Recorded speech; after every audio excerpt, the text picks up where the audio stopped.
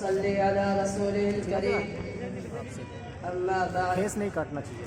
فاعوذ باللہ من الشیطان الرجیم بسم اللہ الرحمن الرحیم وقضى ربك الا تعبدوا الا اياه وبالوالدين احسانا اما يبلغن عندك الكبر احدهما او كلاهما فلا تقل لهما اف ولا تنهرهما وقل لهما قولا كريما. سبھی کچھ ہو رہا ہے اس ترقی کے زمانے میں، سبھی کچھ ہو رہا ہے اس ترقی کے زمانے میں، مگر یہ کیا غضب ہے آدمی انسان نہیں ہوتا. برادران اسلام اور واجب التقریم بزرگوں، رب کائنات قدیم احسان کرم ہوا کہ مالک دو جہاں نے ہمیں اس پر نور اور بابرکت اجلاس میں بیٹھنے کی توفیق دی. اللہ اس پروگرام کو قبولیت سے نوازے. اس متبرک محفل میں مجھے حقوق والدین پر خطاب کرنے کا موقع ملا ہے، اس لیے میں چند منٹ اسی عنوان پر گفتگو کروں گا.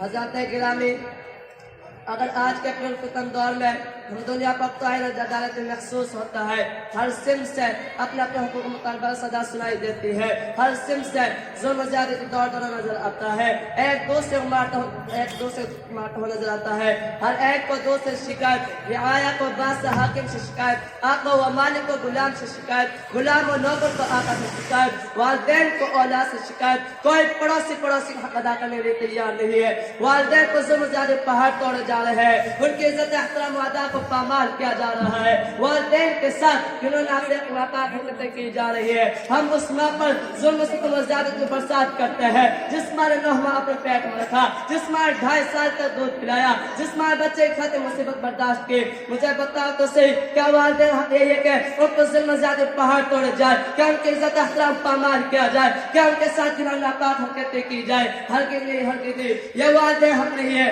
یاد رکھیں، اگر کوئی اولاد اپنے والدین کی عزت احترام پامال کرتا ہے, ان پر زیادتی کرتا ہے, تو اپنا ٹھکانہ جہنم میں بنا لے. میں اپنی طرف سے نہیں کہتا, حدیث شریف میں موجود ہے. حضرت امامہ رضی اللہ عنہ سے مروی ہے, محسن انسانیت صلی اللہ علیہ وسلم سے ایک شخص نے دریافت کیا, یا رسول اللہ ما حق الوالدین, والدین کا حق کیا ہے؟ سنو میرے نبی صلی اللہ علیہ وسلم آپ سنو. محبوب کریم صلی اللہ علیہ وسلم ارشاد فرمایا, ہما جنت ونار, وہی تیری جنت ہے وہی تیری جہنم. حدیث میں غور کرے پتہ چلتا ہے کہ والدین کا حق کیا ہے. والدین حق یہ ہے کہ اگر تم والدین کی عزت احترام کرو گے, ان کی فرما برداری کرو گے تو جنت کا حقدار بنو گے, اور اگر ان پر ظلم زیادتی اور بر سلوک کرو گے تو اپنا ٹھکانہ جہنم میں بنا لے. برادران اسلام, اگر کوئی اولاد اپنے والدین کے ساتھ جنہوں ناپاک حرکتیں کرتا ہے, اللہ اس کو آخرت میں عذاب تو ضرور دیں گے, لیکن دنیا میں بھی سزا مل جاتی ہے. ثبوت کے طور پر آپ حضرات کے سامنے ایک واقعہ بیان کرتا ہوں. غالباً پاکستان میں پیش آیا. ایک نوجوان لوگ نے سنایا تو اس کی بیوی نے اس سے ماں کی شکایت کی. نوجوان کو غصہ آیا اور ماں کو مارنے کے لیے گیا. بیچاری بوڑھی ماں نماز پڑھ رہی تھی. سب دن نوجوان نے سجدے کی حالت ماں کے گردن پیر رکھا, اس زور سے رکھا کہ ماں ماری تحقیق کی سزا ملی. اس نوجوان چچا بھائی نے ماں کو دفن کرنے کے لیے قبر تیار کی. پھر ماں کو قبر میں اتارنے کے لیے وہ نوجوان چچا بھائی دونوں قبر میں اترے. چچا بھائی تو قبر سے صحیح سلامت نکل گیا, لیکن اس نوجوان نے نکلنے کی کوشش کی تو قبر میں پڑوں سے دبوچ لیا. نوجوان دہشت زدہ در کی وجہ سے چلانے لگا. بہت سارے لوگوں نے اس نوجوان کے لیے نکالنے کی ممکن کوشش کی, لیکن کامیاب نہ ہو سکے. اور بہت سارے لوگوں نے اس نوجوان کے لیے دعا کی, لیکن کسی کی بھی دعا کارگر نہ ہوئی. آخرکار نوجوان طرف طرف مر گیا. لوگوں نے مجبور اس کو اوپر مٹی ڈال دی. جب اس نوجوان کی بیوی کو پتہ چلا تو رو رو کے بیان کرنے لگی کہ دوشی اور خطا کار تو میں ہوں, میں نے ماں کے خلاف زہر اگلا تھا. پھر سارا واقعہ بیان کیا. آدمی کے پاس سب کچھ ہے مگر آدمی کے پاس سب کچھ ہے مگر ایک تنہا آدمی نہیں. برادران ملت, میں نے خطبہ میں سورہ بنی اسرائیل کی جائے تلاوت کی تھی. اس میں یہی فرمایا کہ رب کائنات کے ساتھ تاکید فرما رہا ہے, تم اس خالق السماوات والارض پالنے والے کی بندیوں پر فرما برداری کرو. پھر فرمایا کہ وبالوالدین احسانا, کہ والدین کے ساتھ اچھا سلوک کرو. اسی پر اکتفا نہیں کیا بلکہ آگے ارشاد فرمایا, اما یبلغن عندک الکبر احدهما او کلاهما فلا تقل لهما اف ولا تنهرهما وقل لهما قولا کریما. ترجمہ, اگر تمہارے سامنے تمہارے والدین میں سے کوئی بڑھاپے کی عمر میں پہنچ جائے تو ان کو اف بھی مت کہنا, نہ ان کو جھٹکو, اور ان سے خوب عزت احترام سے گفتگو کرنا, اور ان کے آگے ہاتھ سے بات بچھا دینا, اور ان کے لیے دعا کرتے رہنا, ارحمہما کما ربیانی صغیرا, اے رب کائنات ان دونوں پر رحمت کی برسات فرما جیسے کہ ان دونوں نے مجھے چھوٹے پر میں پالا ہے. ایک مرتبہ محسن کائنات صلی اللہ علیہ وسلم نے ارشاد فرمایا, اس شخص کی ناکاک آلود ہو, اس شخص کی ناکاک آلود ہو, اس شخص آلود ہو. تمام صحابہ کرام طرف اٹھے اور عرض کیا, یا رسول اللہ کس کی ناکاک آلود ہو؟ آپ صلی اللہ علیہ وسلم نے ارشاد فرمایا, اس شخص کی ناکاک آلود ہو جس نے اپنے والدین میں سے کسی ایک کے دونوں کو بڑھاپے کے عالم میں پایا ہو, پھر بھی ان کی عزت کر کے ان کی خدمت کر کے اپنے آپ کو جنت تک مستحق بنایا ہو. والدین کی خدمت کرنا فرض ہے, رب کائنات کے کلام سے ثابت ہے, محسن کائنات کے کلام سے ثابت ہے, صحابہ کرام کے اقوال سے ثابت ہے, ائمہ مجتہدین کے اقوال سے ثابت ہے. ماشاء اللہ.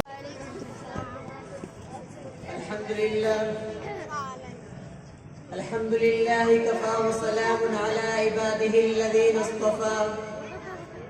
أما بعد, قال الله تعالى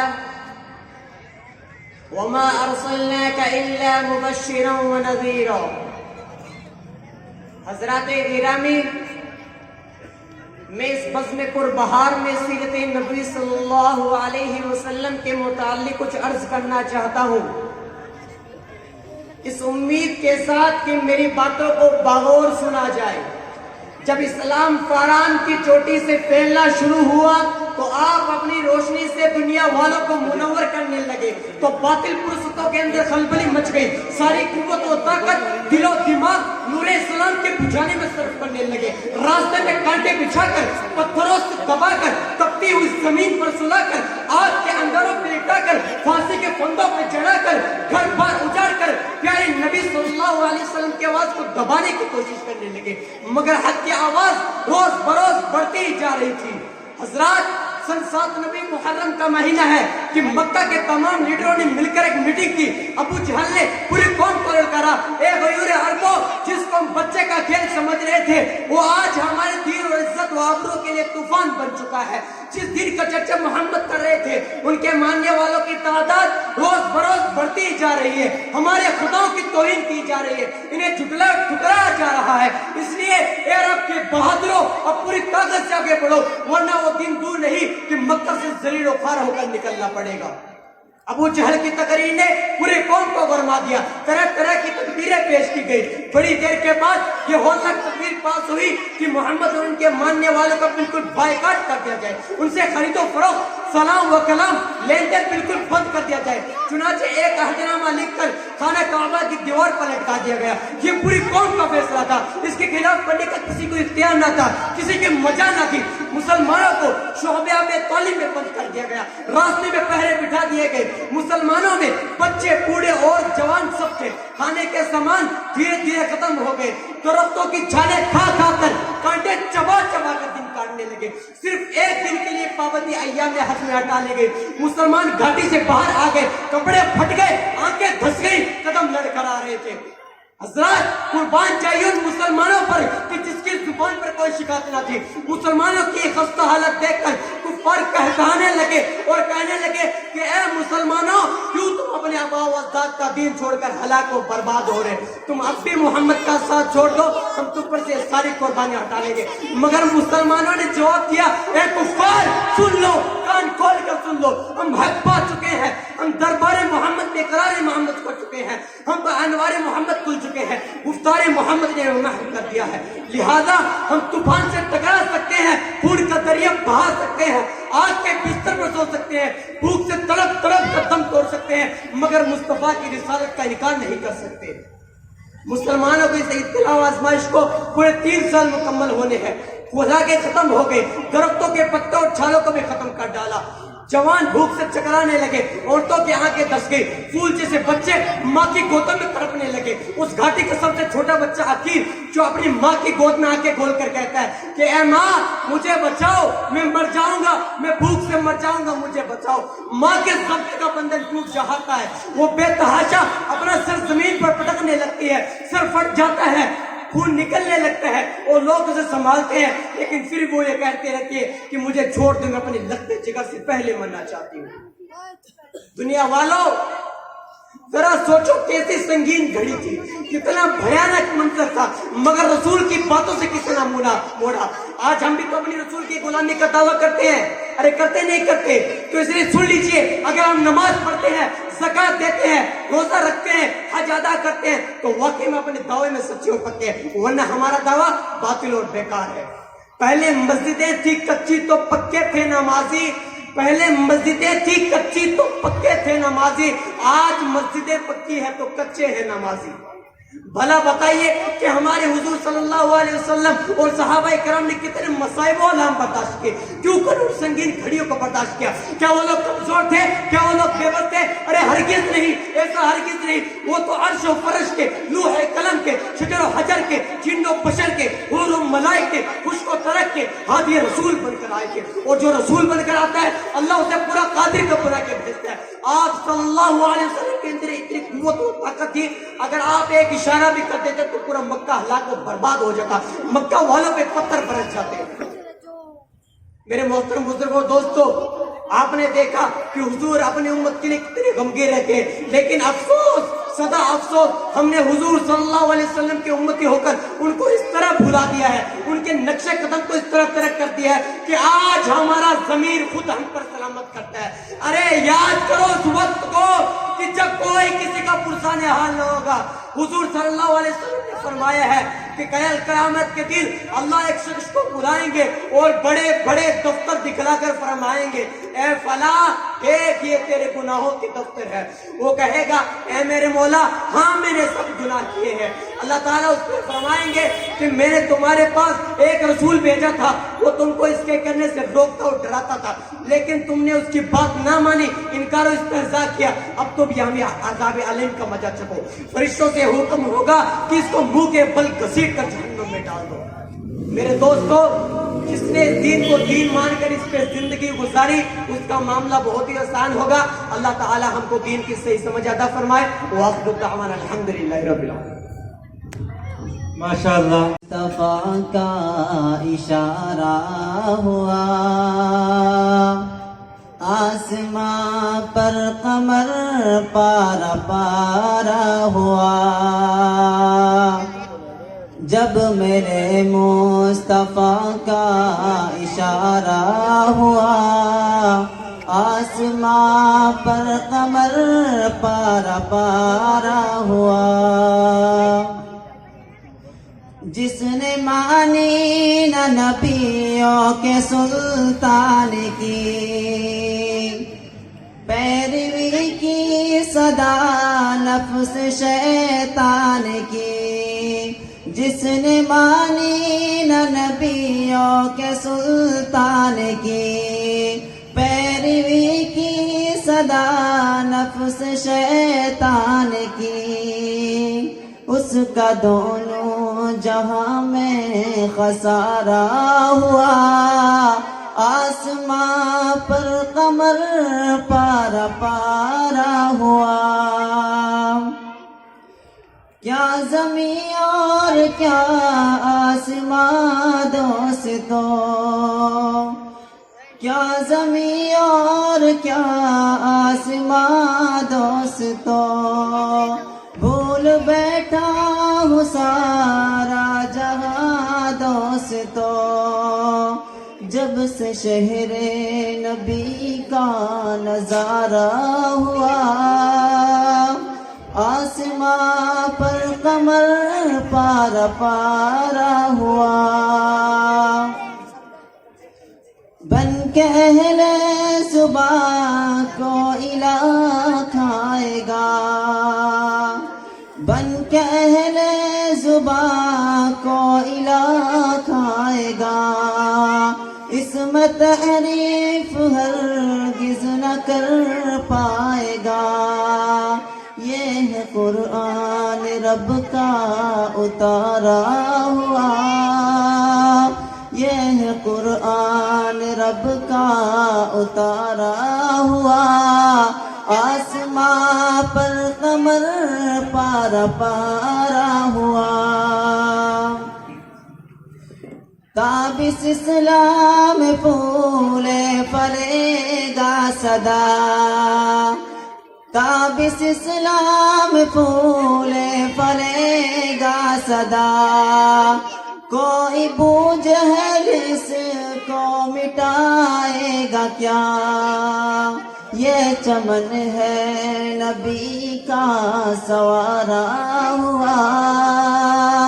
یہ چمن ہے نبی کا سوارا ہوا. آسماں پر قمر پارا پارا ہوا. جب میرے مصطفیٰ کا اشارہ ہوا آسماں پر قمر پارا پارا ہوا.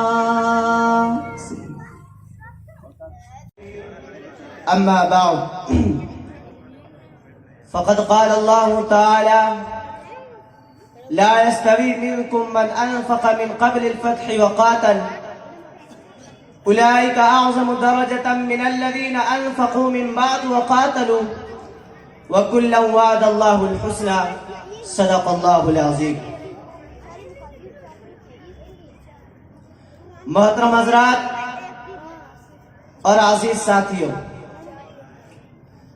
آج کے اس عظیم الشان اجلاس میں آفتاب نبوت کے ماہ پاروں، شمع رسالت کے تابندہ ستاروں، امام الانبیاء کے سچے دیوانوں یعنی صحابہ کرام رضوان اللہ علیہم اجمعین کا کچھ دیر ذکر مبارک کرنا اپنی سعادت تصور کرتے ہوئے کچھ معروضات پیش کرنے جا رہا ہوں. خداوند تعالی اس مقدس جماعت کے صدقہ طفیل میں امام الانبیاء کی سچی غلامی کی توفیق عطا فرمائے. ملت اسلامیہ کے شیدائیوں، صحابہ کرام کی جماعت وہ مقدس جماعت ہے جن کو دنیا کے اندر جنت کا پروانہ اور رضا الہی کی سند رضی اللہ عنہ کی شکل میں مل گئی تھی. یہی وجہ ہے کہ اس جماعت کے بعد قیامت کی صبح تک آنے والا کوئی بھی شخص چاہے ایمان و عمل اور عبادات میں کتنا ہی منہمک رہنے والا ہو، لیکن صحابہ کرام رضوان اللہ علیہم اجمعین کے مقام و مرتبہ تک پہنچنا تو درکنار، ان کے اوصاف جمیلہ کو بھی کامل و مکمل طور پر اختیار کرنے کی قدرت نہیں رکھتا.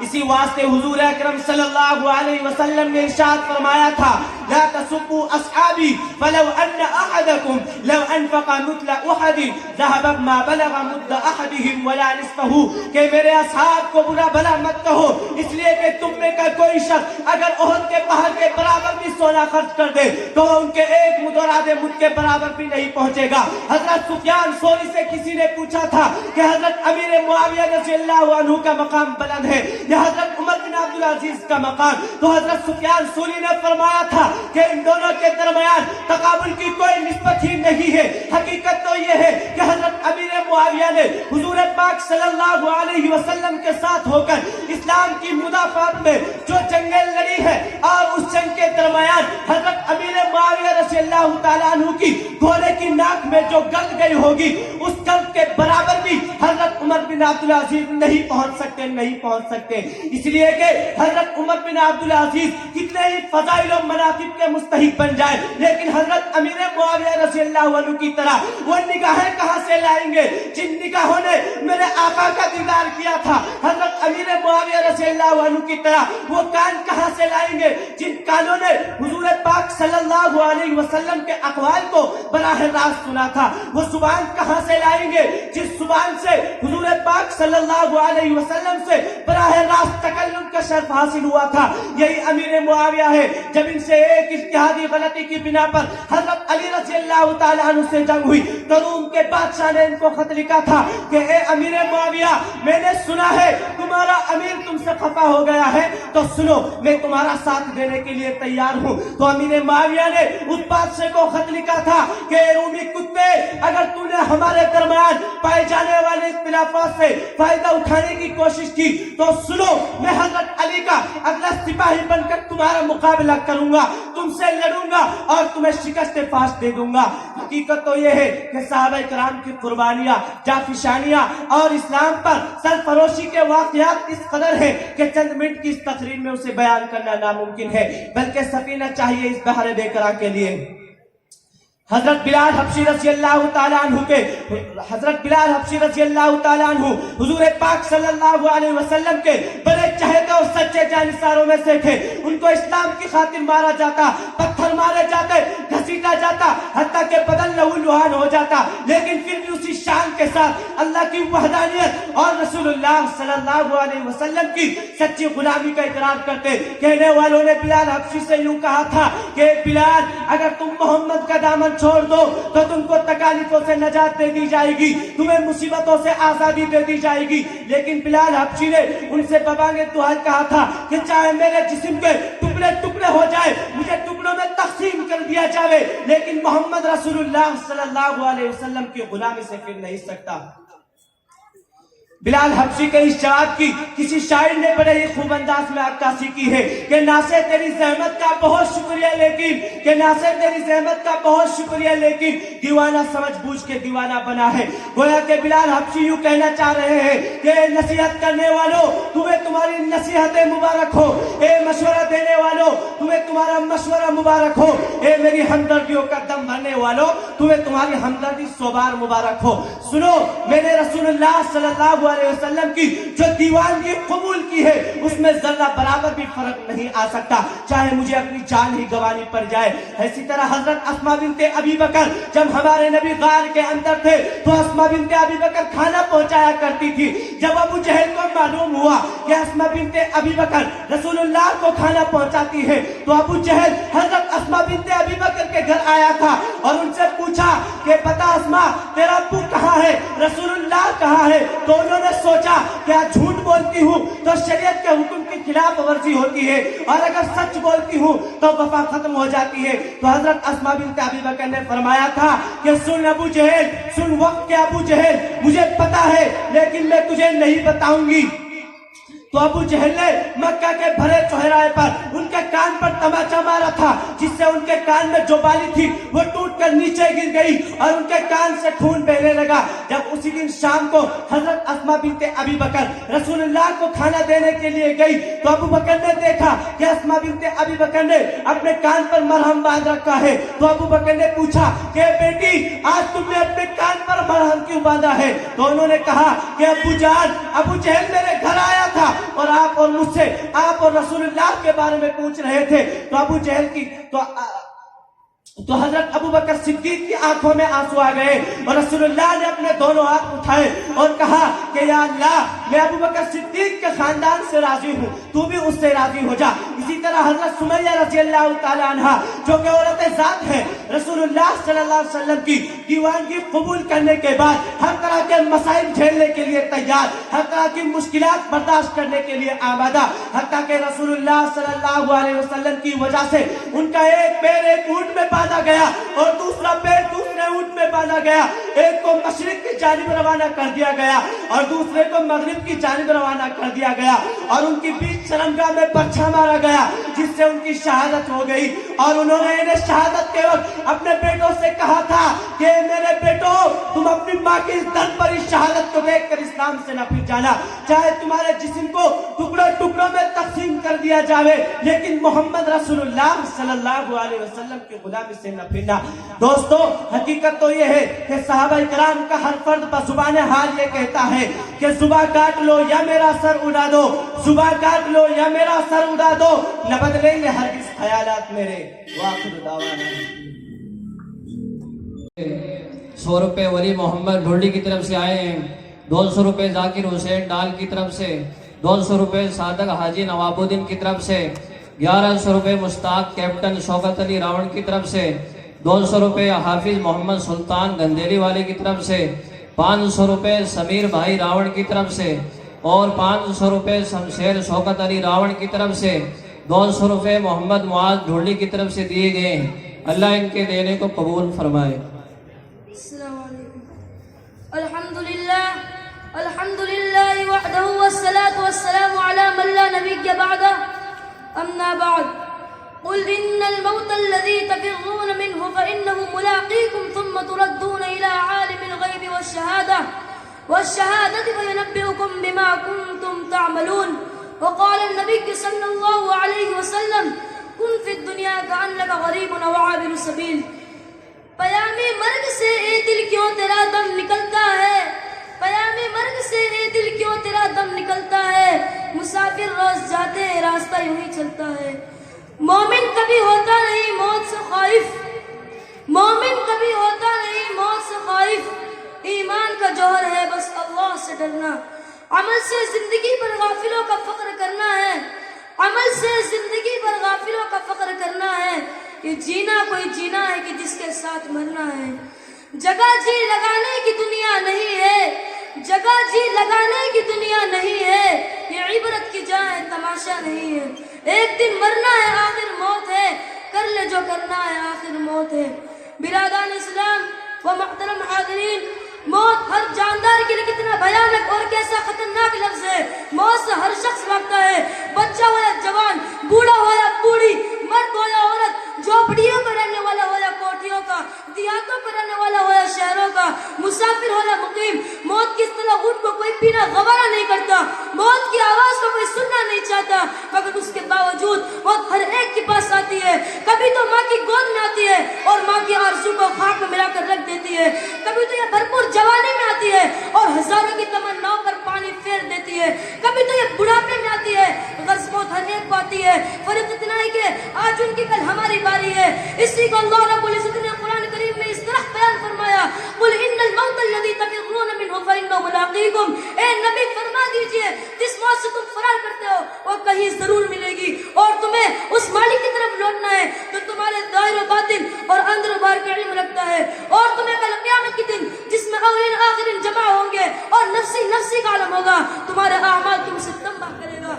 اگر تم نے خدا اور اس کے رسول کی اطاعت و فرما برداری میں زندگی گزاری तो नामाए आमल तुम्हारे दाएं हाथ में दिया जाएगा और फरिश्तों से कहा जाएगा जाओ इसे जन्नत में दाखिल कर दो और ये पैगाम सुना दो कि अब कभी भी तुम्हें मौत नहीं आएगी। और अगर तुमने खुदा और उसके रसूल के कानून को तोड़कर मखलूक खुदा को तकलीफ देने में जिंदगी गुजारी और तुमने हलाल को हलाल और हराम को हराम नहीं समझा था, रिश्वत और सूद से तुमने अपनी जीभ को भरा था, यतीम और बीमाओं की दौलत पर तुमने डाका सनी की थी, तो कल क़यामत के दिन नाकामी का झंडा पीछे की तरफ से बाएं हाथ में पकड़ाया जाएगा और फरिश्तों से कहा जाएगा इस ममलकत को ले जाओ और जहन्नम में औंधा गुण डाल दो। मेरे दोस्तों, दुनिया में इंसान दौलत कमाने और हासिल करने की बड़ी कोशिश करता है, रातों में जगकर दिनों में तक हार कर और खून पसीना एक करके जमा करता है, लेकिन जब इंसान को मौत आती है और उसकी रूह परवास कर जाती है तो लोग उससे सारे दर्द ले लेते हैं, उसके बदन पर कोई ज़ेवर होता है, हवा वो मामूली क्यों ना हो उसे भी उतार लेते हैं और उसे अपने दौलत से सिवाय कफन के कुछ हासिल होता है, कोई चीज उसके साथ ही नहीं जाती, सारी चीजें यही पड़ी रह जाती है। लोग नहला धुला कर कफन पहना कर कब्रिस्तान की तरफ चल देते हैं और कब्र में दफना कर सारे लोग वापस आ जाते हैं, कोई उसके साथ ही नहीं रहता और दुनिया की कोई चीज इसके साथ नहीं है, सिर्फ एक ही चीज इसके साथ होती है वो उसके आमाल है, ख्वाह अच्छे हो या बुरे, यही उसके साथ रह जाती है। इसी को हमारे आका जनाब ताजदार मदीना अहमद मुज्तबा मोहम्मद मुस्तफा सल्लल्लाहु अलैहि वसल्लम ने इस तरह बयान फरमाया, यतबउल मय्यत सलातुन फयरजु इतनान बका मअहु वाहिद फयतबउ ahluhu व मालुहु व अमलुहु फयरजु ahluhu व मालुहु व यबका अमलुहु। मैयत के पीछे तीन चीजें जाती है, इनमें से दो लौट आती है और एक रह जाती है, इसके पीछे इसकी औलाद, इसका माल और इसका अमल जाता है। औलादुल माल तो बस आ जाते हैं, सिर्फ अमल साथ रहता है। बोले सोचने का मकाम है, जो कब्र की कट्टन गहरी में काम आने वाला है वो हमारे पास कितना है, और वो आल, वो औलाद, वो माँ, वो माल, वो मद्दा जो इस मुश्किल वक्त में हमारा साथ छोड़ देंगे। और हम जमा करने के लिए कितने फिक्रमंद है, जमा करने की क्या चीज थी, जमा क्या कर रहे हैं। मेरा निस्र इसका नक्शा इस तरह खींचा है कि क्या क्या दुनिया से साहिबे माल गए, क्या क्या दुनिया से साहिबे माल गए, न दौलत साथ गई न इत्तफाल गए, पहुंचा तो लाहक तक ये सब लोग, पहुंचा तो लाहक तक ये सब लोग, हमारा अगर गए तो आमाल गए। अजीजों दोस्तों, सिकंदर बादशाह का नाम आपने सुना होगा, बहादुरी और शुजाअत में मशहूर था। नौजवानी के वक्त यूनान से चला और फतह करता हुआ हिंदुस्तान आ पहुंचा, सरजमीन पंजाब को फतह कर लिया और आगे ना बढ़ा। यहीं से जब अपने वतन की तरफ से वापस होने लगा तो इसकी तबीयत खराब हो गई और ऐसा मालूम होने लगा कि अब जान नहीं बचेगी। इसने अपने वजीरों को बुलाया और कहा कि देखो अब मेरा वक्त करीब आ गया है और अब मैं आप लोगों से जुदा हो जाऊंगा, जब मैं मर जाऊं तो आप लोग, फिर वजीरों से कहा कि जब मैं मर जाऊं तो आप लोग मेरा कफन दफन कर देंगे।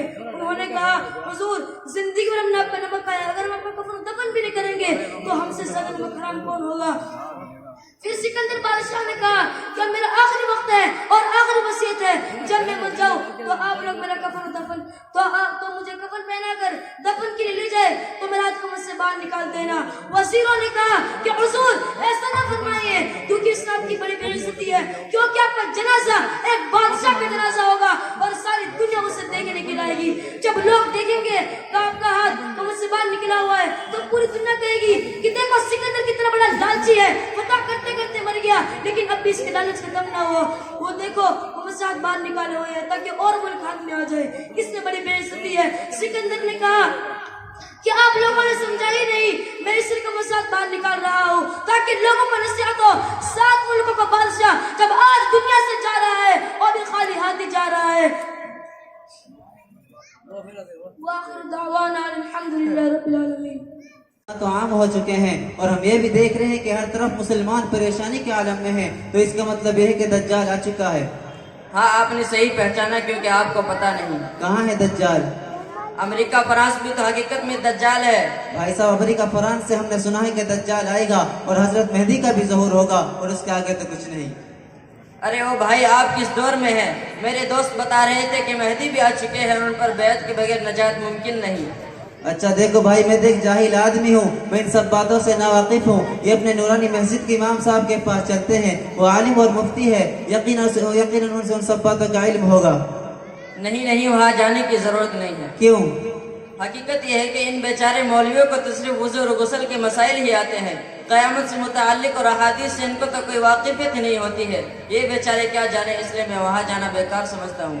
دیکھیے بھائی، میں آپ کو ایک بات صاف بتلا دوں، میں کوئی عالم نہیں ہوں. دوسری بات، جب مجھے کوئی کام ہو میں اپنے امام صاحب سے پوچھے بغیر نہیں کرتا، اور پھر اتنے اہم مسئلے میں اپنے امام صاحب کو واقف کیے بغیر میں آپ کی کوئی بات نہیں سنوں گا. اور جب آپ کی بات حق ہے تو امام صاحب کے پاس چلنے میں کیا حرج ہے؟ ہو سکتا ہے کہ ان کے لیے بھی ہدایت کا سبب بن جائے اگر وہ ہدایت پر نہ ہو.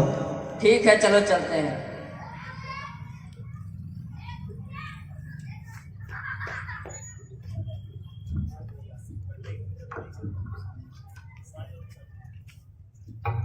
السلام علیکم ورحمۃ اللہ وبرکاتہ.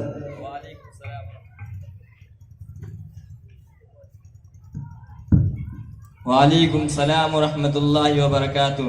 تشریف رکھیے جناب، خیریت سے ہیں؟ جی بس اللہ کا شکر اور آپ کی دعا ہے. کہیے ناصر بھائی، کیسے آنا ہوا؟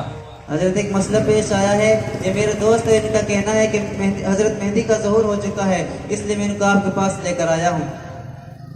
اچھا، کہاں ہے مہدی؟ سارے دنیا کے حالات عجیب و غریب نظر آ رہے ہیں ہر طرف. ارے بھائی، میں جو سوال کر رہا ہوں اس کا جواب دیجئے نا. مہدی کہاں ہے؟ میں وہی بتانے جا رہا ہوں، پہلے میری بات تو سنیے. اب ساری بات جانے دیجئے، میں جو سوال کر رہا ہوں اس کا جواب دیجئے. مہدی کا نام کیا ہے؟ محمد شکیل بن حنیف. مگر اللہ کے رسول صلی اللہ علیہ وسلم نے تو فرمایا ان کا نام میرے نام کے مطابق، ان کی ولدیت بھی بالکل میری ولدیت کے مطابق ہوگی. یعنی ان کا نام محمد اور ان کے والد کا نام بعینہ ہی عبداللہ ہوگا. اور آپ نے جس مدعی کا ذکر کیا ہے اس کا نام شکیل اور والد کا نام حنیف ہے، اس لیے وہ اس کو سوٹے پر کھوٹا ثابت ہوتا ہے. اچھا، ان کا نسب نام بتلا سکتے ہیں آپ کی؟ ان کا نسب کیا ہے؟ ان کا کوئی نسب نہیں ہے. مگر اللہ کے رسول صلی اللہ علیہ وسلم نے تو فرمایا حضرت مہدی میری نسل سے ہوں گے. المہدی من عطرتی ہوا من ولد فاطمہ، وہ حضرت فاطمہ کی اولاد میں سے ہوں گے، وہ حسن شاخ میں پیدا ہوں گے. اور خلاصہ یہ نکلا کہ وہ خاندان نبوت کے چشمہ چراغ ہوں گے. یہ بالکل صاف اور سیدھی علامت ہے. مگر ہمارے دوست تو یہ بھی کہہ رہے تھے کہ آج کل خاندان کے کوئی ریکارڈ نہیں، اس لیے اس بنیاد پر امام کی شناخت نہیں ہو سکتی. کیوں نہیں ہو سکتی؟ آج بھی عربوں میں تمام خاندان محفوظ ہے. ہر صغیر میں بھی ہم آپ کو ایسے خاندان کا پتہ دے سکتے ہیں جن کی تاریخ محفوظ ہے. دوسرا یہ کہ اگر نسلی بنیاد پر شناخت نہیں ہو سکتی تو حضور صلی اللہ علیہ وسلم اس کی علامت کو کیوں بیان کرتے؟ نعوذ باللہ. امام مہدی کا سید ہونا روز روشن کی طرح آیا ہے، اس لیے شکیل بن حنیف جھوٹا اور کذاب ثابت ہوا. اچھا، یہ بتانا کہ وہ ہے کہاں اور کہاں پیدا ہوئے اور فی الحال کہاں ہے؟ ہمارے دوست بتا رہے تھے کہ شکیل بن حنیف دربھنگا میں ضلع بہار عثمان پور رتن پورہ 1968 میں پیدا ہوئے. مگر اللہ کے رسول صلی اللہ علیہ وسلم نے فرمایا، صحیح بخاری میں صاف اور واضح الفاظ ہے، رجل من اہل المدینہ، وہ مدینہ منورہ کے باشندہ ہوں گے. او حضرت، مدینہ تو شہر کے معنی میں ہوتا ہے اور شہر سے کوئی بھی شہر مراد ہو سکتا ہے، اس لیے مدینہ سے یہاں دہلی مراد ہے. واہ واہ بھائی صاحب، آپ کی عقلوں کو تو خوب داد دینی چاہیے. کیا خوب استدلال کیا ہے. اب ذرا غور سے سنیے، شرعی زبان میں جب بھی مدینہ بولا جاتا ہے تو اس سے وہی شہر مراد لیا جاتا ہے جہاں صلی اللہ علیہ وسلم کا ہجرت کا مقام ہے، جہاں آپ صلی اللہ علیہ وسلم کا روضہ مبارکہ ہے، اور اس کی مثال قرآن و حدیث میں موجود ہے. اچھا، یہ بتانا کہ حدیث صحیح بخاری کی ایک حدیث بتلاتی ہے کہ امام مہدی سے پہلے ایک خلیفہ کی موت ہوگی جس کی جان نشینی پر اختلاف پیدا ہوگا اور پھر فوراً مہدی کا ظہور ہوگا. ہاں، ایسا ہی تو ہوا ہے. 1995 میں حضرت مولانا انعام الحسن کاندھوی کی وفات ہوئی اور ان کی وفات کے بعد ان کا ظہور ہوا. لیکن حضرت جی تو کسی ملک کے حاکم تھے ہی نہیں، اور نہ ہی انہوں نے خلافت کا دعویٰ کیا، اور نہ مسلمان انہیں خلیفہ سمجھتے ہیں. اس لیے شکیل بن حنیف جھوٹا اور کذاب ثابت ہوا. ورنہ اس طرح تو عالم اسلام کے دینی تنظیم اور اداروں کے سربراہ کے انتقال کے بعد لوگ جگہ جگہ میں مہدی ہونے کا دعویٰ کر سکتے ہیں. اچھا، یہ بتانا کہ دجال کہاں ہے، کیونکہ صحیح بخاری میں ہے کہ امام مہدی کے 6 سال بعد دجال نکل آئے گا، اور شکیل بن حنیف کو امام مہدی کا دعویٰ کرے آج تک 29 سال ہو چکے ہیں. دجال کا کوئی اتا پتہ نہیں ہے. آپ کو معلوم نہیں دجال کے بارے میں؟ ارے امریکہ فرانس بھی تو دجال ہے. ایسے کیسے ہو سکتا ہے؟ حضور صلی اللہ علیہ وسلم نے تو دجال کو انسان بتایا، اس کی نسلی قوم جسمانی حلیہ شہید بازی مکمل تفصیل بیان کی ہے. دوسرا یہ کہ صحیح بخاری میں ایک اور حدیث ہے، دجال دمشق میں آ کر امام مہدی کا محاصرہ کریں گے اور حضرت عیسیٰ علیہ السلام ان کی مدد کے لیے آسمان سے اتریں گے اور مسلمانوں کے ساتھ اسے اسرائیل میں جا کر قتل کریں گے. یہ یہودیوں کا بالکلیہ خاتمہ ہوگا. شکیل تو برسوں سے دہلی میں بیٹھا ہوا ہے. نہ حضرت عیسیٰ علیہ السلام اترے اور نہ دجال نے اس کا محاصرہ کیا. ارے ان کا دعویٰ تو یہ ہے کہ وہی مہدی ہے وہی عیسیٰ ہے، یعنی شکیل بن حنیف بھی مہدی ہے اور عیسیٰ بھی. ایک آدمی عیسیٰ بھی ہو اور شکیل بھی مہدی بھی ہو، یہ کیسے ہو سکتا ہے؟ جبکہ احادیث میں دونوں کی الگ الگ علامتیں موجود ہیں. حضرت عیسیٰ علیہ السلام تو فلسطین میں پیدا ہوئے اور شکیل بن حنیف دربھنگہ بہار میں پیدا ہوا. حضرت عیسیٰ علیہ السلام تو بہت خوبصورت اور گورے چٹے ہیں. حضرت عیسیٰ علیہ السلام نے تو دودھ پینے کی عمر میں اپنی قوم سے معجزانہ گفتگو کی. حضرت عیسیٰ علیہ السلام کا کوئی باپ نہیں ہے، اس لیے وہ ماں کی طرف منسوب ہے. اور شکیل کا باپ موجود ہے جس کا نام حنیف ہے. کہاں حضرت عیسیٰ علیہ السلام اور کہاں ہے شکیل بن حنیف؟ بہت اچھا ہوا اور بڑی خوشی ہوئی آپ سے ملاقات کر کے. آپ کا اور آپ کے مقتدی کا بہت احسان مند ہوں. آپ کی وجہ سے میں ان مکاروں اور کذابوں کی گرفت میں آنے سے بچ گیا، اور ان کے ایسے اور بھی بہت سے دعوے ہیں جو یقیناً جھوٹے اور غلط ہو گئے. اللہ نے میرے ایمان کی حفاظت فرمائے اور اللہ تعالی ہم سب کے ایمان کی حفاظت فرمائے. آمین ثم آمین. انشاءاللہ پھر ملاقات ہوگی. السلام علیکم ورحمۃ اللہ وبرکاتہ. الحمد لله رب العالمين والصلاة والسلام على خاتم النبيين وآله وأصحابه أجمعين. أما بعد، عن أنس قال قال رسول الله صلى الله عليه وسلم: إن الرسالة والنبوة قد انقطعت فلا رسول بعدي ولا نبي. بے شک نبوت اور رسالت کا سلسلہ منقطع ہو گیا، لہذا میرے بعد نہ کوئی نبی آئے گا اور نہ کوئی رسول. عن ثوبان قال قال رسول الله صلى الله عليه وسلم: وإنه سيكون في أمتي كذابون 30 كلهم يزعم أنه نبي وأنا خاتم النبيين لا نبي بعدي. برادران اسلام، میں نے آپ حضرات کے سامنے دو حدیثیں پڑھی ہیں. دونوں میں اللہ کے پیارے حبیب و محبوب سرکار دو عالم صلی اللہ علیہ وسلم نے صریح الفاظ میں فرمایا ہے کہ میرے بعد نہ کوئی نبی ہوگا اور نہ ہی کوئی رسول، البتہ میرے بعد نبوت اور رسالت کے بہت سے جھوٹے دعویدار پیدا ہوں گے جن کی تعداد 30 تک ہوگی. محققین مفکرین نے اب تک نبوت کے دعویٰ کرنے والوں کی تعداد 37 شمار کی ہے، اور بہت ممکن ہے کہ قیامت تک نبوت کے جھوٹے دعویدار اور پیدا ہو. لہذا حدیث میں جو تعداد بتائی گئی ہے اس کی روشنی میں تعداد زیادہ ہے. اب یہی صورت ہے کہ حدیث کی بیان کردہ تعداد کی ہم تصریح کریں، یا 33 کی تعداد اقل تعداد بتائی گئی ہے. کم از کم 30 قذاب ضرور ہوں گے، اس سے زیادہ بھی ہو سکتے ہیں. یہ کہ نبوت کے دعویٰ کرنے والے تو بہت ہوں گے، مگر جن قذابوں کی لوگ پیروی کرنے لگیں گے اور جن کی نبوت کو لوگ دل و جان سے تسلیم کر لیں گے، وہ کل 30 ہوں گے. باقی محض دعوے دار ہوں گے اور کوئی ان کی تصدیق کرنے والا نہیں ہوگا.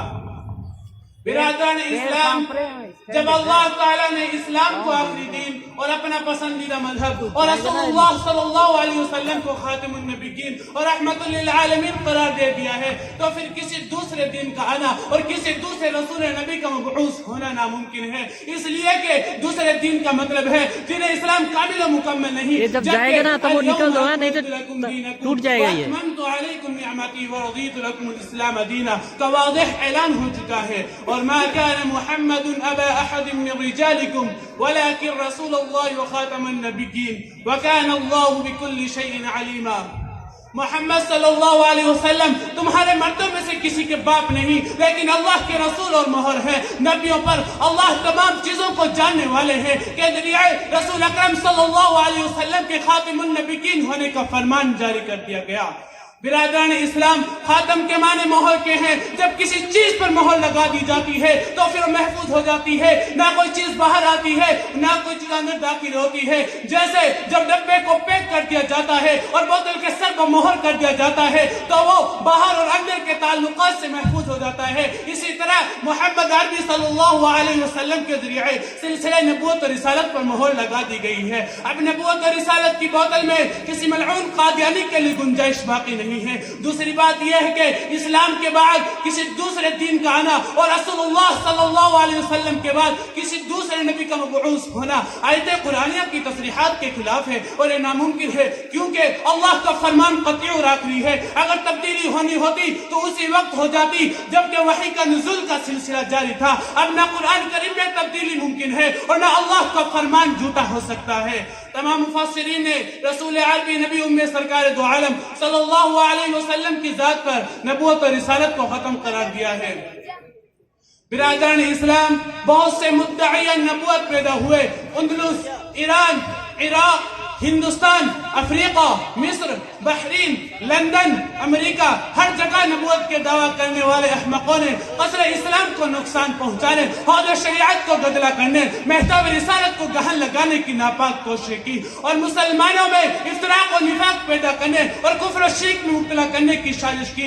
آج ہندوستان میں بھی سن 1889 عیسوی میں قادیان کے اندر ایک گدھے مرزا غلام احمد قادیانی نے نبوت کا دعویٰ کیا. یہ ملعون تو کچھ اتنا آؤٹ ہو گیا کہ اپنے آپ کو اللہ میاں کی بیوی تک کہنے لگا. اس پر بھی اس کا پیٹ نہ بھرا تو خدائی کا دعویٰ دار بن بیٹھا. انگریزوں نے ان کا پورا تعاون بھی کیا، اس لیے کہ مسلمانوں کو نقصان پہنچانے کا بہترین موقع ہاتھ آیا تھا اور مسلمانوں کو ذہنی کرب کا شکار بنانے کا نسخہ مل گیا تھا اور مسلمانوں کو آپس میں لڑانے کا موقع مل گیا تھا. برادران اسلام، مرزا غلام احمد قادیانی نے سب سے پہلے یہ کام کیا کہ انگریزوں کے خلاف جہاد کرنے کو حرام قرار دیا. قادیان اور ابوا کو مدینہ منورہ اور مکہ مکرمہ کا درجہ دیا اور اپنی بیویوں کو ازواج مطہرات کہنے کا فرمان جاری کیا اور اپنے ماننے والوں کو صحابی کا منصب عطا کیا اور حکم دیا کہ قادیانی مذہب کے پیروکار ہر سال حج کی نیت سے قادیان آئے اور قادیان کی جامع مسجد کو مسجد اقصی کہا. اس کے علاوہ بہت سے گل کھلائے، بڑے بڑے فتنے کھڑے کیے، خوب نام کمایا، کثیر تعداد میں ان کے ماننے والے پیدا ہو گئے. آج پاکستان میں بہت زیادہ قادیانی پائے جاتے ہیں. ہندوستان، امریکہ، لندن وغیرہ میں بھی کافی تعداد ہے. سن 1973 عیسوی میں قادیانی کو متفقہ طور پر کافی قرار دیا گیا. مرزا غلام احمد قادیانی نے براہین احمدیہ، روحانی خزائن، حقیقت الوحی کے علاوہ قلعہ اسلام پر حملہ کرنے کے لیے بہت سی کتابیں لکھی ہے جو تقریباً 100 کی تعداد میں ہیں. مرزا صاحب کو ایک دھوبن سے عشق ہو گیا، مگر اس گندی طبیعت والے جھوٹے نبی کی تمام پر نبوت اور رسالت اور پیشین گوئیوں کے باوجود اس لڑکی نے اس سے نکاح کرنا گوارا نہیں کیا اور آخر میں بڑی ذلت اور رسوائی کے ساتھ اس دنیا سے رخصت ہو گیا. دعا فرمائے کہ اللہ تعالی ہمیں اور آپ کو ان کے مکر و فریب سے بچائے اور دین اسلام پر ثابت قدم رکھے. آمین. وآخر دعوانا ان الحمد للہ رب العالمین. السلام.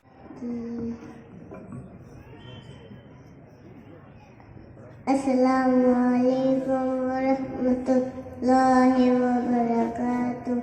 اپنا رنگ دکھا جاتی ہے صحبت اللہ کی، اللہ سے آ جاتی ہے صحبت اللہ کی، صحبت اللہ والوں کی. ذکر حق کی، ذکر حق کی سچ لگا مل جاتی ہے. ذکر حق کی، ذکر حق کی سچ لگا مل جاتی ہے. قلب کو اللہ اللہ اللہ کے دل مل جاتی ہے، اللہ کے دل مل جاتی ہے. معصیت چھڑوا جاتی ہے صحبت اللہ والوں کی، اللہ سے آ جاتی ہے صحبت اللہ والوں کی.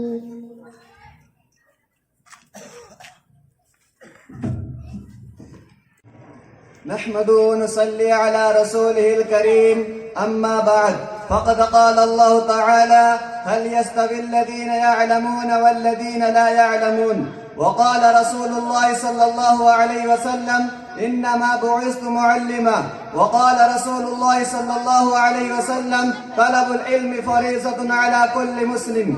معزز سامعین اکرام، میرے لیے بڑی سعادت مندی کی بات ہے مجھ کو اس پروگرام میں تعلیم دین کی اہمیت اسلام کی نظر میں کے عنوان پر کچھ دیر آپ حضرات کے سامنے شرف ہم کلامی میسر ہوئی. آپ حضرات دعا فرمائے کہ کچھ صحیح باتیں آپ کی موجودگی میں اپنی زبان سے ادا کر جاؤں جو میرے لیے اور آپ کے لیے کارآمد ثابت ہو. محترم حضرات، تعلیم ہی کے ذریعے ابو البشر سیدنا آدم علیہ السلام کو کرامت شرافت خلافت سے نوازا گیا. علم ہی کے ذریعے فرشتوں نے حضرت آدم علیہ السلام کو سجدہ کیا. علم ایسا جوہر ہے جو انسان کو تمام مخلوقات سے افضل اور برتر بنا دیا کرتا ہے. علم ہی سے پوری انسانیت کو سرفرازی ملی ہے. علم ہی کا کرشمہ کے حضرت علی باب العلم کہلائے. علم ہی کی بدولت سیدنا امام اعظم ابو حنیفہ علیہ رحمہ فقہ اعظم کے لقب سے جانے گئے. علم ہی کی بدولت امام یوسف قاضی القضات کا منصب عطا کیا. علم ہی نے امام شافعی کو ایسی بلندی پہ پہنچایا کہ ان کے علم فقہ و ادب کو ایک نمایاں مقام ملا. علم نے امام مالک کو اہل مدینہ سروں کا تاج بنایا. علم نے امام احمد بن حنبل کو دقائق علم میں گواسی کا ہنر دیا. علم نے حضرت مولانا محمد قاسم نانوتوی کو حجت الاسلام بنایا. علم نے مولانا محمد رشید احمد گنگوئی کو فقہ النص بنایا. علم ہی کی بدولت مولانا محمود حسن دیوبندی شیخ الہند کے لقب سے جانے گئے. علم نے علامہ نواز شاہ کشمیری کو خاتم المحدث بنایا. علم نے حضرت مولانا تھانی کو حکیم الامت بنایا. علم نے حضرت مولانا حسین احمد مدنی کو شیخ الاسلام والمسلمین کا لقب دیا. علم و خطابت ہی کی بدولت سید اللہ شاہ بخاری امیر شریعت کے لقب سے ملقب ہوئے. علم نے قاری محمد طیب صاحب رحمۃ اللہ علیہ کو حکیم الاسلام بنا ڈالا. الگرد علم ایسا ہے جو انسان کو ایسی شرافت عطا کرتا ہے کہ اہل علم اور علم سے عارف کے درمیان بین فرق معلوم ہونے لگتا ہے. اسی واسطے قرآن کریم نے فرمایا هل يستوي الذين يعلمون والذين لا يعلمون، کیا اہل علم اور غیر اہل علم برابر ہو سکتے ہیں؟ آپ علیہ السلام نے اپنے بعثت کو مقصد کو بیان کرتے ہوئے فرمایا تھا انما بعثت معلما، میں معلم بنا کر بھیجا گیا ہوں.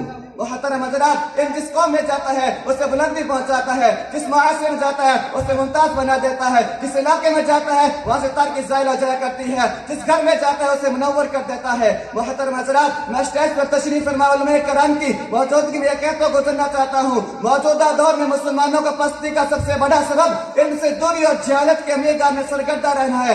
آج کے مسلمان بچے اور بچیاں علم دین اور علم دنیا دونوں سارے نظر آتے ہیں. ان کے اوقات لہو لعب کے نظر ہو جاتے ہیں. افراد مال ان کو عیش و اشراق کے محلات میں بٹھا دیا. اور علم جس کے حصول کے لیے مشکلات سے گزرنا پڑتا ہے، اپنے آرام کو چھوڑنا پڑتا ہے، تب جا کے اس کو فوائد و ثمرات نظر آتے ہیں. میں بابا کے دل کہنا چاہتا ہوں اگر مسلمان علمی میدانوں میں سرگرمی سے حصہ لے تو 20 برس نہیں گزریں گے اس ملک کا نقشہ تبدیل ہو جائے گا. اور آج ہم دوسروں محکرم پر جی رہے ہیں، دوسروں کے دروازوں پر اپنی ضرورتیں لیے پھرتے ہیں. کل یہ ساری قومیں ہماری غلامی پر مجبور ہو جائیں گی اور مسلمانوں کو اس ملک پر ہر طرح سے برتری حاصل ہوگی. ہمیں سبق حاصل کرنا چاہیے ان قوموں سے جو کل تک ہماری بیگاری کیا کرتی تھی. آج ان کے بچے بڑے بڑے سرکاری عہدوں بیٹھے ہیں اور ان کی حکمرانی چل رہی ہے. کاش مسلمان ان میدان میں اتر آتے اور اپنے اصلاح کی زندہ جائے مثال بن کے ابھرتے اور اپنے اصلاح کی زندہ جائے مثال بن کے ابھرتے. میں اپنے نوجوانوں سے کہتا ہوں اور رخصت کرنا چاہتا ہوں اپنے من میں ڈوب کر پا جا سراغے زندگی، اپنے من میں ڈوب کر پا جا سراغے زندگی. اگر تو میرا نہیں بنتا تو نہ بن، اپنا تو بن. وآخر دعوانا الحمدللہ رب العالمین. کی آواز گونجی کہا حنزلہ نے یہ دلہن سے اپنی اجازت اگر ہو تو جام شہادت لبوں سے لگانے کو دل چاہتا ہے. وہ شہر محبت جہاں مصطفیٰ ہے وہیں گھر بنانے کو دل چاہتا ہے.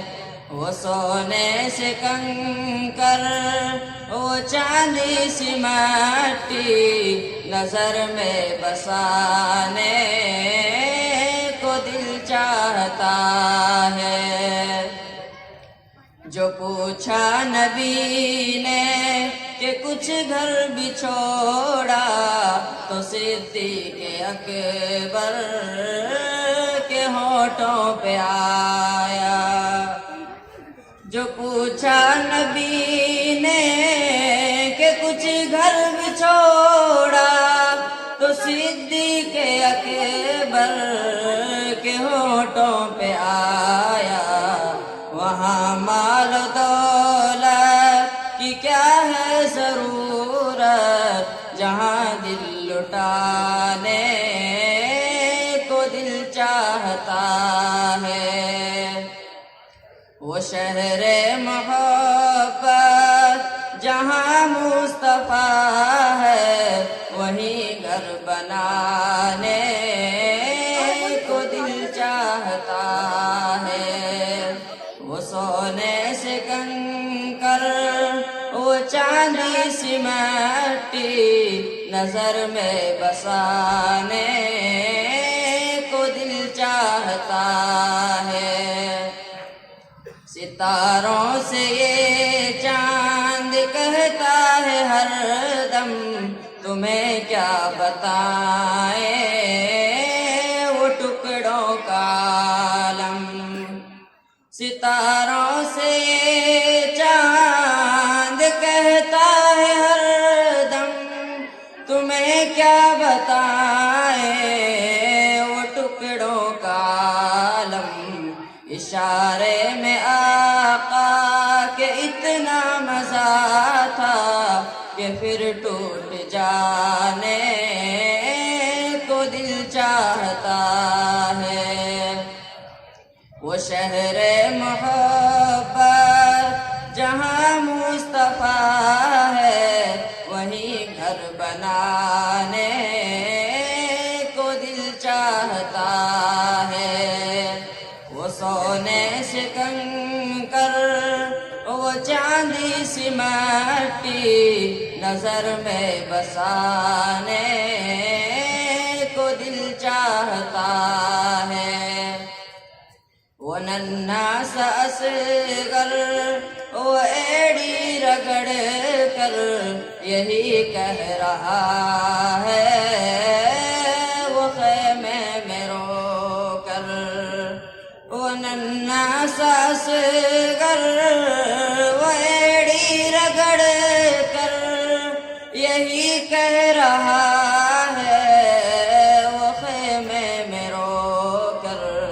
اے بابا میں پانی کا پیاسا نہیں ہوں میرا سر کٹانے کو دل چاہتا ہے.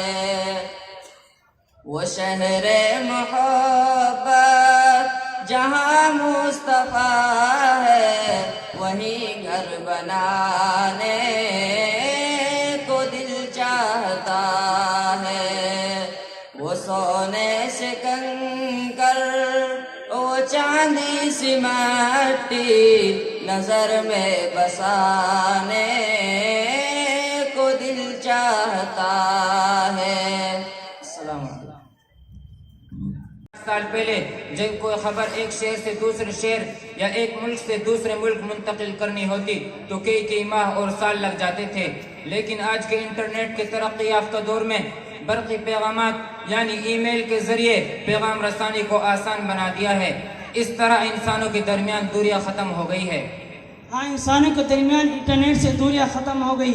اب تو انسان دنیا میں کہیں بھی بیٹھا ہو اپنے کسی عزیز سے ویڈیو کال کے ذریعے فیس ٹو فیس بات کر سکتا ہے، جیسے ایک کمرے میں بیٹھ کر بات کر رہے ہیں.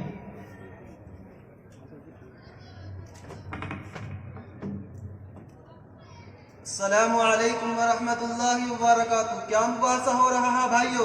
وعلیکم السلام ورحمۃ اللہ وبرکاتہ. آپ صحیح وقت پہ تشریف لے آئے. یہ دونوں انٹرنیٹ کے فوائد سمجھا رہے ہیں کہ واٹس ایپ، فیس بک سے رشتہ داروں سے رابطہ. جی سمجھیے آپ کیا فرمانا چاہتے ہیں. یہ تو سب واہیت اور لہو لعب ہے، اور قرآن میں لہو لعب خریدنے والوں کے لیے ذلت آمیز عذاب بیان کیا گیا ہے. سورہ لقمان کی آیت نمبر 4، وَمِنَ النَّاسِ مَن يَشْتَرِي لَهْوَ الْحَدِيثِ. کچھ لوگ وہ ہیں جو کھیل کی باتوں کے خریدار ہیں تاکہ اللہ کے راستے سے بے سوچے سمجھے گمراہ کرے اور ان کی ہنسی اڑائیں. ایسے لوگوں کے لیے ذلت آمیز عذاب ہے. اور ایسی چیزوں کے پیچھے جان اور مال خرچ کرنا اسراف اور فضول خرچی ہے، اور فضول خرچی کرنے والوں کو قرآن میں شیطان کا بھائی کہا ہے، ان المبذرین کانوا اخوان الشیاطین۔ ارے بھائی ایسی بات نہیں ہے، اس میں دنیا کے فوائد کے ساتھ ساتھ دین کے بھی انگنت فوائد ہیں۔ مثلا آدمی انٹرنیٹ کے ذریعے ڈاؤن لوڈنگ کر کے قرآن کریم کی تلاوت اور ضروری نئی کتابوں کا مطالعہ کر سکتا ہے، اور اب تو مدرسے میں جانے کی ضرورت نہیں، آن لائن تعلیم کا نظم بھی ہو گیا ہے۔ بعض مرتبہ بڑے شہروں اور دور دراز ملکوں میں اکابرین کے بیانات ہوتے ہیں، ان کا اصلاحی پرمغز بیان کچھ منٹوں میں ویڈیو ریکارڈنگ ہو کر ہم تک پہنچ جاتا ہے۔ یہ شیطان کی طرف سے دکھائے گئے سوچ باغات ہیں جو حقیقت میں کچھ نہیں۔ ان چیزوں کے بہانے شیطان انٹرنیٹ کا عادی بناتا ہے، پھر اچھی چیزیں بھول کر حرام کاریوں میں پڑ جاتا ہے۔ اگر کوئی فائدہ اٹھاتا بھی ہے تو کم اور نقصان زیادہ۔ میں نے اپنے استاد سے جو سیکھا وہ بتلا دیا۔ زیادہ معلومات استاد صاحب سے ہی لیتے ہیں، چلو چلتے ہیں۔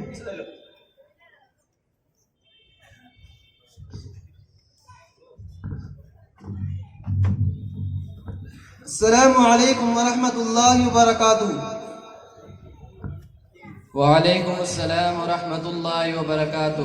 حضرت، یہ لوگ معلوم کرنا چاہتے ہیں کہ انٹرنیٹ کا استعمال شریعت کی نظر میں کن کن لوگوں کے لیے کتنا درست ہے؟ اس بات میں کوئی دو رائے نہیں کہ جدید دور میں انٹرنیٹ نے کئی کارنامے انجام دیے ہیں، لیکن جہاں انٹرنیٹ نے ہمیں جتنے فائدے پہنچائے ہیں وہاں اس کے نقصانات بھی دیکھنے میں آئے ہیں۔ انٹرنیٹ کے آنے کی وجہ سے ہزاروں تاجروں کی تجارت آسان ہو گئی، تو وہی ان تاجروں کے لاکھوں بچے تعلیم و تربیت سے دور ہو گئے، نتیجتاً تجارت و نوکری کے قابل نہ رہے، اور رشتہ داروں سے روابط بڑھنے کے بجائے اپنے اپنے موبائل میں مست ہو کر دور تو کیا اپنے اہل خانہ کے حقوق بھی بھول گئے، اور اپنوں کے حقوق چھوڑ کر ناجائز تعلقات میں اضافہ ہونے لگا۔ جی حضرت، آپ نے صحیح فرمایا۔ نوجوانوں کی ایک بڑی تعداد انٹرنیٹ کا غلط استعمال کر رہی ہے، جنسی جذبات کی برانگیختی اور جذبہ شہوت کی تسکین کا سامان انٹرنیٹ سے حاصل کرتے ہیں۔ ویب کیمرے کے ذریعے زنا کے مناظر دکھائے جاتے ہیں، نتیجتاً زنا کی کثرت ہو جاتی ہے اور خاندان تباہ ہو جاتے ہیں۔ بسا اوقات جنسی بے راہ روی ذہنی سکون اور قلب کا اطمینان چھین لیتی ہے۔ اس طرح کی بیماری میں ملوث افراد پر خود خوشی کی نوبت آ جاتی ہے۔ مغربی ممالک کی مثالیں ہمارے سامنے ہیں۔ ارے مولانا، آپ ہر چیز کے صرف منفی پہلو ہی کو کیوں تلاش کرتے ہیں؟ بلا شبہ دنیا کی زیادہ تر چیزیں انسان کی آسانی کے لیے بنائی گئی ہیں۔ ایک گاڑی کا صحیح استعمال کر کے اپنے کاموں کو سہل بنایا جا سکتا ہے، مگر غلط استعمال کرتے ہوئے جان بوجھ کر اسی گاڑی کے ذریعے کسی کا ایکسیڈنٹ کرے تو اس میں گاڑی کا کیا قصور ہے؟ چیزیں بری نہیں ہوتی، ان کے استعمال کے پیچھے ہماری سوچ اچھی بری ہوتی ہے۔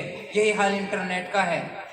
بھائی، اس میں منفی سوچ کی کوئی بات نہیں، اور نہ ہی انٹرنیٹ کو مطلقاً ناجائز اور حرام کہا گیا ہے، بلکہ ہر چیز میں نفع نقصان دونوں پہلو کو مد نظر رکھا جاتا ہے، اور نقصان کم نفع زیادہ ہو تو ایک درجہ تک اس کا استعمال سمجھ میں آ سکتا ہے، لیکن اس میں تو نفع کم اور نقصان زیادہ ہے۔ یہ تو فیہما اثم کثیر ومنافع للناس کا مصداق ہے۔ اس کی وجہ سے اوامر و منہیات کا اہتمام و شوق لوگوں کے دلوں سے ختم ہو گیا کہ نماز اور قرآن کی تلاوت میں بھی ذہنوں پر انٹرنیٹ کا ہی بوجھ سوار رہتا ہے۔ منہیات کا خوف اتنا کم ہو گیا ہے کہ حرام کو حلال سمجھ بیٹھے نوجوان اپنا قیمتی وقت ضائع کر کے راتوں کو دیر تک چوراہوں پر انٹرنیٹ کے تماشے میں مصروف رہتے ہیں، اور گھر کی چار دیواریں میں رہنے والی عورت کو بھی انٹرنیٹ نے بے پردہ کر دیا ہے۔ اس لیے کہتے ہیں کہ انٹرنیٹ بوقت ضرورت اور بقدر ضرورت جائز ہے۔ اسکول اور مدرسہ میں تعلیم حاصل کرنے والے اسٹوڈنٹ اور طلبہ کے لیے تو بالکل بھی درست نہیں، کیونکہ نہ ان کا بزنس ہے نہ کاروبار، پھر بھی نیٹ ریچارج کرانا فضول خرچی ہے۔ مزید یہ کہ جس طرح اینٹی وائرس کے ذریعے آپ کے موبائل کمپیوٹر کے سبھی وائرس ختم ہو جاتے ہیں، اسی طرح ایک طالب علم اور اسٹوڈنٹ کے انٹرنیٹ استعمال کرنے سے اس کے دن بھر کی تعلیم و تربیت صاف ہو جاتی ہے۔ اخلاص بھائی، اب آپ اپنے دل سے ہی پوچھئے، اس کا استعمال اپنے معاشرے کے لیے مفید ثابت ہو سکتا ہے؟ جی مولانا، لیکن واٹس ایپ، فیس بک، ٹویٹر یہ ایسے سافٹ ویئر ہیں جن کے ذریعے آدمی تبلیغ کا کام کر سکتا ہے۔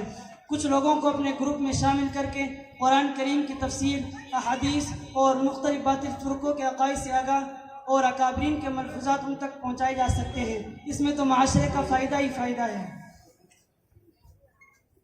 واٹس ایپ، فیس بک اور انسٹا آنے کے بعد معاشرے میں کیا کیا منفی تبدیلیاں آئی ہے. الامان والحفیظ، یہ سب کچھ انسانی عقل کے لیے ایک فکری الغار ہے، اور انتہائی افسوس کی بات ہے کہ ہم ان چیزوں میں مگن ہو کر دین اسلام اور ذکر الہی سے دور ہو گئے ہیں، اور ایسا لگتا ہے کہ جیسے ہم اللہ کو جانتے ہی نہیں. روزانہ خوفناک دل دہلا دینے والے واقعات اور مناظر دیکھ کر ہمارے دل ایسے حوادثات اور واقعات دیکھنے اور سننے کے عادی ہو گئے جنہوں نے ہمارے دلوں کو سخت کر دیا. ہمارے تعلقات واٹس ایپ تک محدود ہو گئے، حالانکہ شریعت نے ہمیں صلہ رحمی کا حکم دیا ہے، جبکہ ہم واٹس ایپ، فیس بک پر غیبت، بہتان بازی اور چغلی ہی کو صلہ رحمی سمجھتے ہیں. مزید کوئی تنقیدی خبر ملی کہ ہم آگے شیئر کرنا شروع کر دیتے ہیں، حالانکہ مسلم شریف کی روایت ہے کفا بالمرء کذبا ان یحدث بكل ما سمع. آدمی کے جھوٹا ہونے کے لیے کافی ہے کہ ہر سنی سنائی ہوئی بات بیان کرے. اس وجہ سے ہم کتنے گنہگار ہوئے ہیں اس کا ہمیں اندازہ تک نہیں ہوتا. افسوس کی بات تو یہ ہے کہ یہ چیزیں ہماری زندگی کا سب سے اہم حصہ بن چکی ہے، اور کریلا نیم چڑھا ہم اسے گناہ بھی نہیں سمجھتے. اتنے نقصانات کے بعد بھی کوئی ان چیزوں کے دفاع میں بات کرتا ہے تو میں اسے فضول سمجھتا ہوں. کاش کہ اتنی فکر ہمیں نماز اور قرآن کی لگ جائے. کوئی ہے جو ان تمام باتوں کا انکار کر سکے؟ میں آپ کو اللہ کا واسطہ دے کر کہتا ہوں کہ ذرا سوچو، قبر میں ہمارا ساتھی کون ہوگا؟ کیا واٹس ایپ؟ کیا فیس بک؟ نہیں، بلکہ ہمیں تو اپنی اللہ کی ملاقات کی تیاری کرنی چاہیے، اور کوشش کریں کہ کوئی چیز بھی ہمیں ہمارے دین سے غافل نہ کر سکے. اللہ تعالیٰ نے فرمایا جو میری یاد سے غافل رہا میں دنیا میں اس کا جینا محال کر دوں گا. واقعی مولانا، آپ نے تو تجربہ اور شریعت کے روشنی میں انٹرنیٹ کے ذریعے معاشرے میں رونما ہونے والے فتنوں سے ہم کو آشنا کر دیا. آج سے ہم پختہ ارادہ کرتے ہیں کہ انٹرنیٹ کے غلط استعمال سے بچیں گے اور اپنے دوستوں کو بھی اصلاح علاج وبا سے روکنے کی کوشش کریں گے. اللہ آپ کو جزائے خیر عطا فرمائے. آپ کی بصیرت افروز باتوں سے میں بہت متاثر ہوا. پڑھنے میں مینڈوں کی طرح اندھی تقلید کر کے کنواں میں گرنے کی ٹھان چکا تھا. ہم نے آپ کا بہت وقت ضائع کر دیا. ٹھیک ہے، اب آپ سے رخصت ہوتے ہیں. پھر موقع ملا تو دوبارہ آپ کے قیمتی ارشادات سے مستفید ہوں گے. جی انشاءاللہ. السلام علیکم ورحمۃ اللہ وبرکاتہ. وعلیکم السلام ورحمۃ اللہ وبرکاتہ. برکات ام العالیہ سے درخواست کروں گا کہ حضرت اسٹیج پر تشریف لے آئے اور اسٹیج پر تشریف فرما علماء کرام ان بچوں کی دستار بندی کریں، اور حضرت مولانا جعفر صاحب اپنے دست مبارک سے ان طلباء کے سروں پر دستار بندی ہو. اور